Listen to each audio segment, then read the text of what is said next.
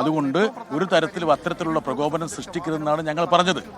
അതവർ ഉൾക്കൊണ്ടു എന്ന് മനസ്സിലാകുന്നു. ഇപ്പോൾ അവരുടെ ഭാഗത്തു നിന്ന് വന്ന ഒരു പ്രതിപാദനം എന്ന് പറഞ്ഞാൽ ഇതുമായി ബന്ധപ്പെട്ട 2-3 പ്രതികളെ വേറെ എവിടുന്നോ അവർ അറസ്റ്റ് ചെയ്തിട്ടുണ്ടെന്നാണ്. ഇത് തന്നെയാണ് ഞങ്ങൾ പറഞ്ഞത്. പാർട്ടി ഓഫീസിന്റെ അകത്തുനിന്ന് ആരെയും കൊണ്ടുപോയിട്ടില്ല. പാർട്ടി ഓഫീസിന്റെ അടുത്തുനിന്ന് അല്ലേ ഞങ്ങൾ പറഞ്ഞത്. ഇനി അഥവാ ഈ ദൃശ്യങ്ങളൊക്കെ എല്ലാവരുടെയും പക്കലല്ലേ ഉള്ളത്. അവരിപ്പോൾ ഇപ്പോഴല്ലെങ്കിൽ 1 മണിക്കൂർ കഴിഞ്ഞ് 2 മണിക്കൂർ കഴിഞ്ഞ് അവരെയൊക്കെ അറസ്റ്റ് ചെയ്യാവുന്നതല്ലേ ഉള്ളൂ. അതിന് പകരം ഇപ്പം പാർട്ടി ഓഫീസിലേക്ക് കയറണം, ഇപ്പോൾ ഇരച്ചു കയറണം, പ്രവർത്തകരുടെ മനോവീര്യം ഒക്കെ ആ രൂപത്തിൽ മോശമായി ബാധിക്കാൻ ഞങ്ങൾ സമ്മതിക്കുമോ? അതില്ല. അതന്നെ പോലീസ് പിൻവാങ്ങിയതല്ലേ ഇപ്പം നിങ്ങൾ മനസ്സിലാക്കുന്നത്. അതെ, പിന്മാറിയല്ലോ. ഇനിയിപ്പോൾ ഇതിനകത്ത് എന്താ പ്രശ്നിക്കുന്നത്?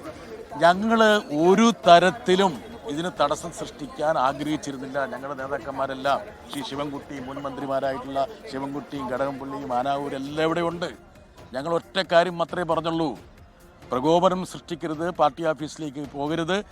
നിങ്ങൾക്ക് ഇതിൽ പ്രതികളെന്ന് ബോധ്യമുള്ള ആൾക്കാർക്കെതിരെ നടപടിയെടുക്കാം, കേസെടുക്കാം.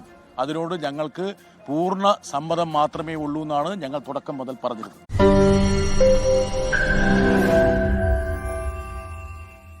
ലോകത്തെവിടെയായാലും ഏത് സമയത്തും 24 വാർത്തകളും ഓഗ്മെന്റഡ് റിയാലിറ്റി പാക്കേജുകളും എക്സ്പ്ലെയിനറുകളും വിശദമായി കാണാൻ ഞങ്ങളുടെ യൂട്യൂബ് ചാനൽ നിങ്ങൾക്ക് സബ്സ്ക്രൈബ് ചെയ്യാം.